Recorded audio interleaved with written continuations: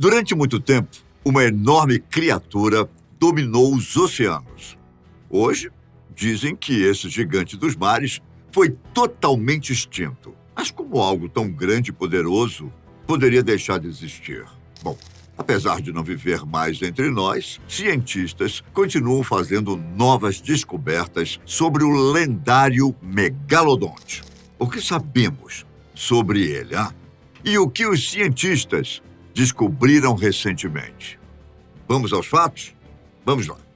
O megalodonte não foi somente o maior tubarão do mundo, mas também um dos maiores peixes, no geral, que já existiram em nossos oceanos. Estima-se que esse animal podia crescer entre 15 e 18 metros de comprimento.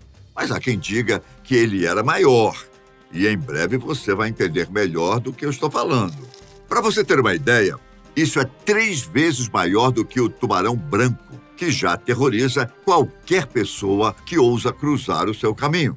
Os dentes desse animal, segundo estudos e descobertas, mediam até 18 centímetros. Isso era suficiente para que ele conseguisse destruir qualquer coisa que abocanhasse, além da enorme força de suas mandíbulas. Estudos afirmam que, com essa estrutura assustadora, o megalodonte, obviamente, se alimentava de carne, não de pequenos peixes, mas sim de baleias e outros peixes grandes, até mesmo outros tubarões. Essa era uma forma de provar quem dominava as águas dos mares. Há registros teóricos de que esse grande animal se alimentava até mesmo de baleias jubartes, que podem chegar a medir 16 metros e pesar 30 toneladas na fase adulta. Quanto à aparência dessa criatura, cientistas afirmam que ele tinha um nariz curto em comparação com o grande tubarão branco. Sua mandíbula era mais achatada, semelhante ao tubarão azul, e ele tinha barbatanas peitorais extras, longas, para suportar todo o seu peso. Olha só. Todas essas características foram divulgadas por pesquisadores que dedicam suas vidas em busca de informações sobre o rei dos oceanos. Pelo fato de não existirem fósseis completos do corpo do tubarão, os conhecimentos sobre sua dieta, vida e habitat são identificados por meio de estudos dos dentes, que foram encontrados no mundo todo. Na verdade, ossos do megalodonte foram descobertos em diversas partes do mundo, como na Europa, África, Austrália e nas Américas. De fato, o megalodonte dominava o mundo. Mas como um animal tão poderoso foi extinto? Até pouco tempo atrás, existiam 2 teorias. Uma dizia que a grande criatura marinha poderia ter sido extinta por outra espécie, o grande tubarão branco moderno. Segundo análises de fósseis antigos da espécie extinta, os cientistas conseguiram notar um erro na datação de algumas amostras. Depois de novas análises, puderam então calcular que o desaparecimento do tubarão possivelmente aconteceu pelo menos 1 milhão de anos antes do que se pensava. Você deve estar se perguntando, bom, como o tubarão branco conseguiu extinguir o megalodonte? Bom, ao se aventurarem pelos oceanos, os tubarões brancos possivelmente infringiram o território dos megalodontes, o que naturalmente gerou conflitos mortais. Nessa jornada, os tubarões brancos se alimentavam de espécies menores, mais fáceis de serem devoradas. Eles se depararam com o megalodonte. Então, começaram uma competição acirrada por alimento. Os tubarões brancos estavam em maior número, sendo assim, venceram pelo cansaço. Desta forma, muitos cientistas estão convencidos de que a teoria mais convincente é de que o megalodonte foi, não de forma literal, totalmente devorado pelos tubarões brancos. E assim, entrou em extinção. Mas essa teoria converge com outra, já discutida há mais tempo. De acordo com evidências de outros estudiosos, o megalodonte desapareceu do planeta há cerca de 2.600.000 anos, quando uma onda de extinções marinhas mexeu com todo o clima e a biodiversidade do nosso planeta. O período da era glacial teria feito com que essas outras espécies deixassem de existir por completo. Pelo fato de o megalodonte ter vivido em águas mais quentes, Acredita-se que o rápido resfriamento do oceano e a redução do nível do mar fez com que essas criaturas perdessem áreas adequadas para procriação e berçário. Além disso, uma queda na diversidade de baleias e uma mudança na disposição desses animais, que migraram para as regiões polares na época, possivelmente reduziu a principal fonte de alimento do tubarão naquele momento. Um estudo mais recente mostrou que uma dessas teorias está mais perto do que realmente aconteceu. Cientistas da Universidade da Califórnia analisaram os dentes do megalodonte e concluíram que o tubarão tinha o sangue parcialmente quente, com temperatura corporal de mais ou menos 27 graus Celsius, uma temperatura mais alta do que a temperatura da água do mar dessa época. Essa característica, inclusive, teve um papel fundamental no tamanho da espécie e na sua extinção. Tudo isso sugere a provável vulnerabilidade de ser de sangue quente, porque requer ingestão constante de alimentos para sustentar o alto metabolismo. E com a mudança no ecossistema marinho, isso levou ao resfriamento climático.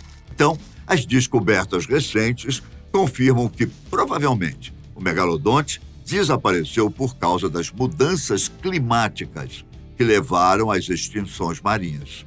Quanto ao tamanho do megalodonte, eu disse anteriormente que as estimativas apontam que esse animal podia crescer entre 15 e 18 metros de comprimento. O fato é que o tamanho e a forma exatos do megalodonte têm sido motivo de discussão entre os especialistas. Como os esqueletos desses animais são em grande parte feitos de cartilagem, eles raramente são fossilizados, o que leva os cientistas a fazerem estimativas muito variadas, usando os dentes encontrados em várias partes do mundo, como eu já disse antes. Mas uma nova modelagem 3D sugere que o megalodonte podia ser um animal muito maior e mais rápido. Especialistas em modelagem computacional de animais extintos fizeram um modelo de computador do megalodonte em 3D, baseado em varreduras de uma espinha preservada que foi descoberta na década de 1860. Eles também usaram os dentes do animal e uma varredura do corpo inteiro de um grande tubarão branco, que é considerado o ser vivo mais próximo do megalodonte. O modelo sugeriu que o animal tinha 15 metros de comprimento e 57 toneladas, tão grande quanto um tubarão-baleia. Porém, eles acreditam que existiam animais ainda maiores. Há outras vértebras fossilizadas que são 50% maiores do que a que foi usada, sugerindo que esses animais podiam chegar a 20 metros de comprimento. Para você ter uma ideia, as mandíbulas do megalodonte podiam se abrir o suficiente para devorar uma orca de 8 metros em 5 mordidas. Por falar em suas mordidas, o megalodonte teve a mordida mais poderosa que qualquer criatura já existiu. Estudiosos já usaram simulações de computador para calcular o poder de mordida desse animal. Os resultados só podem ser descritos como aterrorizantes. Enquanto um grande tubarão branco moderno fecha suas mandíbulas com cerca de 1,8 toneladas de força por polegada quadrada, o megalodonte mastigava sua presa com uma força entre 10,8 e 18,2 toneladas. Para você ter uma ideia, essa força supera até mesmo a poderosa mordida do Tiranossauro Rex. Diante de todos esses fatos assustadores sobre o megalodonte, muita gente se questiona se ele ainda existe. O mais jovem da espécie remanescente, no registro fóssil, tem cerca de 2,6 milhões de anos. E, de fato, o consenso entre os cientistas é que ele está realmente morto.